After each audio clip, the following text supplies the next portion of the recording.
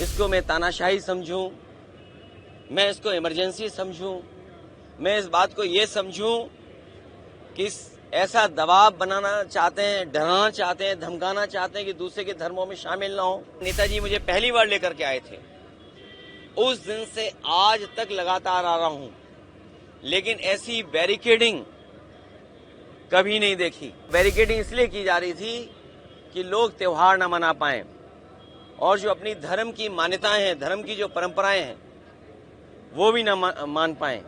बहुत बहुत मुबारकबाद, ईद के त्योहार की बहुत बहुत मुबारकबाद। आज आपके माध्यम से पूरे प्रदेश, देश और दुनिया के सभी लोगों को बहुत बहुत आज मैं मुबारकबाद देना चाहता हूं।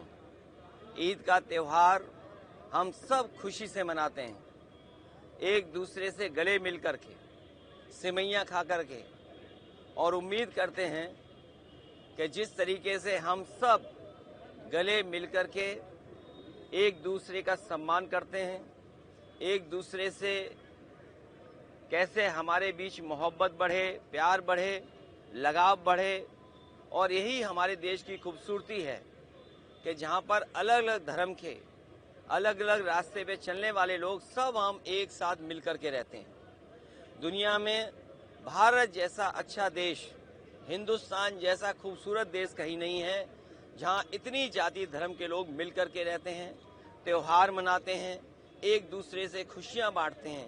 जहां हम एक दूसरे की खुशियों में शामिल होते हैं, वहीं एक दूसरे के दुख तकलीफ में भी शामिल होते हैं। हम एक दूसरे की परेशानियों में एक दूसरे की मदद करते हैं। यही समाज हमारा इसी तरीके से बना रहे, और जब हम सब मिलकर के रहेंगे तो हमारा देश और तरक्की और खुशहाली के रास्ते पर जाएगा। भाजपा के मंत्री आपके नमाज को बैन किया गया था, क्या कहेंगे सर? लगाए गए हैं, ये एक अनडिक्लेयर्ड इमरजेंसी है। मेरे पत्रकार साथियों, हालांकि आपको पता होगा, और इसमें से मैं देख रहा हूं कि बहुत सारे सीनियर लोग भी हैं और बहुत वर्षों से आ रहे हैं यहां पर, और यहीं पर कवर करने आते हैं, कवरेज करने आते हैं। आप इसी जगह पर मिलते हैं। कभी इतनी बैरिकेडिंग नहीं होती होगी। जब मैं आज आ रहा था तो जानबूझ करके पुलिस ने मुझे रोका। मैंने जानना चाहा कि भाई क्यों नहीं जाने दे रहे हो। पूरी बैरिकेडिंग लगा करके मुझे आधे घंटे जब बात की तब जाने दिया, बड़ी मुश्किल से, और एक गाड़ी जाने दी। और जब जानना चाहा मैंने कि आखिरकार क्यों ऐसा किया जा रहा है, तो किसी अधिकारी के पास जवाब नहीं था। आखिरकार इसको मैं क्या मानूं, क्या समझूं? इसको मैं तानाशाही समझूं, मैं इसको इमरजेंसी समझूं, मैं इस बात को ये समझूं कि ऐसा दबाव बनाना चाहते हैं, डराना चाहते हैं, धमकाना चाहते हैं कि दूसरे के धर्मों में शामिल ना हो, दूसरों के कार्यक्रम में शामिल ना हो। कम से कम मुझे ये बताओ, मैं जाने कितने वर्षों से यहाँ आ रहा हूँ। मुझे याद है नेताजी मुझे पहली बार लेकर के आए थे, उस दिन से आज तक लगातार आ रहा हूं, लेकिन ऐसी बैरिकेडिंग कभी नहीं देखी। और बैरिकेडिंग इसलिए की जा रही थी कि लोग त्योहार न मना पाएं और जो अपनी धर्म की मान्यताएं हैं, धर्म की जो परंपराएं हैं, वो भी न मान पाएं। तो सबसे बड़ा खतरा लोकतंत्र को है, संविधान को है। ये सरकार बड़ी जिम्मेदारी के साथ मैं कह सकता हूं, या मुझे नहीं कहना चाहिए, लेकिन फिर भी मैं कह रहा हूं कि ये देश भारतीय जनता पार्टी संविधान से नहीं चला रही है।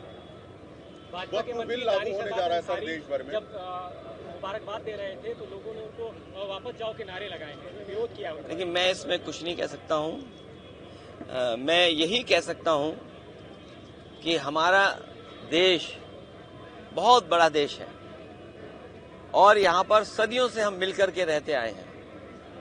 हमारी मिली जुली संस्कृति यही है कि कब किसके एक दूसरे के खाने से हम मिल गए, एक दूसरे के कपड़े पहनावे से हम मिल गए।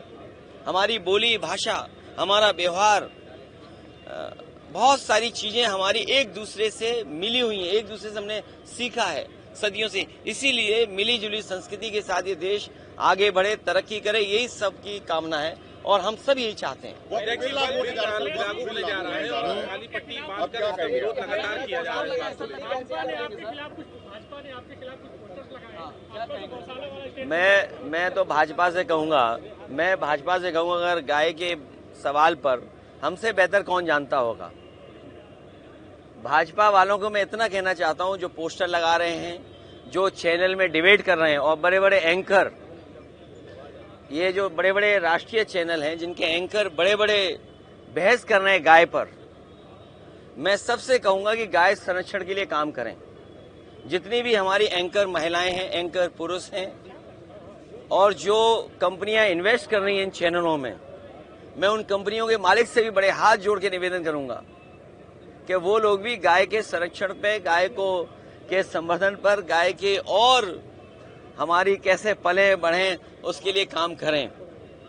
और जो बात मैंने कही वो इसलिए कही थी मैंने, क्योंकि भारतीय जनता पार्टी के लोग न गिनती बताएंगे कि गाय और सांड कितनी हैं उनके यहां, न गिनती बताएंगे, न मरने वालों की गिनती बताएंगे, और बजट आखिर कहां खर्च हो रहा है ये भी नहीं बताएंगे। तो मैं अपने पत्रकार साथियों से कहूंगा, जितनी जिम्मेदारी से मुझे आप जानकारी दे रहे हैं, उतनी जिम्मेदारी से संख्या कहलवा दो उनसे, और उस संख्या में एक महीने में कितने लोगों की जान जा रही है गायों की, वो भी संख्या बता दें। और आखिरी में अपनी बात कहता हुआ, ये सब बहस इसलिए भारतीय जनता पार्टी छेड़ती है क्योंकि जो बुनियादी सवाल है, किसान की आय दोगुनी होना, नौजवान की नौकरी रोजगार का सवाल, इन्वेस्टमेंट आने का सवाल, महंगाई का सवाल, बिजली महंगी का सवाल, इलाज दवाई है ही नहीं अस्पतालों में, और सबसे बड़ी बात जो छिपाना चाहते हैं वो जो भ्रष्टाचार है, ease of doing corruption, ease of doing and taking commission, ease of doing घोटाला, और उनका ही सबसे प्रिय अधिकारी लापता है, भगोड़ा है, साबित हो गया है। और मैं आपसे कह रहा हूं इतने चैनलों के सामने, मुझे किसी ने जानकारी दी है कि वो आईएएस अधिकारी मुख्यमंत्री आवास में छिपा हुआ है। आप देश भर में सर वक्त लागू होने वाला है। विधायक नंदकिशोर गुर्जर अपनी ही सरकार के खिलाफ हमलावर है। देखिए, हमलावर नहीं है। उन्होंने कहा कि माँ का दूध पिया हो तो, अगर ये बात गलत हो तो बताइए। बिल्कुल सही कहा भाई, जो विधायक है कब दुख तकलीफ में होगा, परेशानी में होगा, उसका अपमान हो रहा होगा, वो अपमान नहीं सहन कर पाया। अपमान जो हुआ उसने अपनी भाषा गुस्से में निकाल दी। तो अब सोचिए, उन्हीं का विधायक ये कहता हो, उनके अधिकारियों का हो, माँ का दूध याद दिलाता हो। अब अधिकारी जाने और बीजेपी के लोग जाने। अखिलेश जी, सड़कों पे कांवरिया चल सकते हैं तो 5 मिनट की नमाज क्यों नहीं हो सकती? अबू आदमी ये पूछ रहे हैं। वो ठीक कह रही हैं। क्या कहेंगे सर? ममता बनर्जी जी जो कह रही हैं एकदम ठीक कह रही हैं। आज जो ममता बनर्जी जी फेस कर रही हैं बंगाल में, जिस तरह का भारतीय जनता पार्टी झूठा प्रचार कर रही है बंगाल में और बिहार में, इसी तरह का गंदा प्रचार, घटिया प्रचार भारतीय जनता पार्टी ने यूपी में भी किया था, और आप लोग सब जानते हो। लेकिन मैं जानता हूं कि आप भी कुछ नहीं बोलोगे। अबू आजमी क्या कहेंगे सर? वो कांवरिया अगर सड़क पे चल सकते हैं तो नमाज 5 मिनट क्यों नहीं हो सकती? उस बहस में मैं नहीं पढ़ना चाहता हूं, लेकिन जो सड़क है, मेरे साथ कौन चलना चाहता है? अभी सोमवार को कौन चलेगा मेरे साथ? बताइए सर, कहाँ चल रहे हैं? हाँ, अच्छा, हाँ, ठीक है।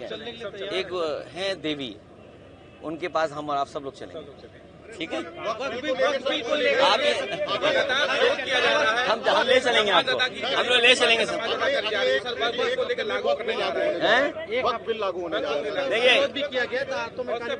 ये मैं आपको बताऊं, आप कहाँ के हो? नहीं, न्यूज नहीं, यूपी के हो ना। अगर ये प्लॉट लेना चाहेंगे उत्तराखंड में तो इन्हें 250 मीटर का भी प्लॉट नहीं ले सकते। सोचिए, आप ही के प्रदेश से निकला हुआ बना हुआ प्रदेश, और अगर आप जाना चाहें तो आप वहां 250 मीटर का भी प्लॉट नहीं ले सकते। बताइए, आप आपका पड़ोसी प्रदेश, सोचिए ना क्यों। और हमने मुख्यमंत्री बनाया हुआ है उन्हें, तो मैं चाहता हूं ये मुख्यमंत्री भी उत्तराखंड चले जाएंगे।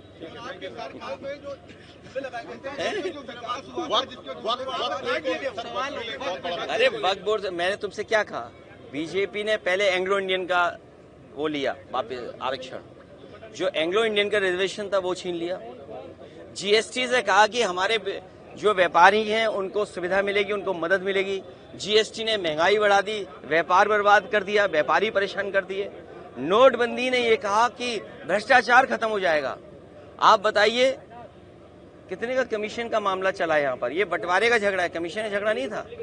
जब बंटवारा का ठीक होता तो कोई किसी के खिलाफ एफआईआर नहीं होती, ये बंटवारे की वजह से हुआ है। तो आज तक बीजेपी ने जो फैसले लिए हैं उससे पॉलिटिकल लाभ लेने के लिए लिए उन्होंने। जो मोटी बात ये है, जो फैसले, जो कानून, जो संविधान में परिवर्तन भारतीय जनता पार्टी करती है उससे पॉलिटिकल लाभ लेना चाहती है। उससे भारत का विकास, हिंदुस्तान का विकास नहीं होता। और अगर भारत का, हिंदुस्तान का विकास हो रहा होता, चाहे नोटबंदी के फैसले से, चाहे जीएसटी लागू करने के फैसले से, तो आज हमारे 80 करोड़ लोगों को राशन नहीं देना पड़ता। 80 करोड़ लोगों की आय सरकार नहीं बता पा रही।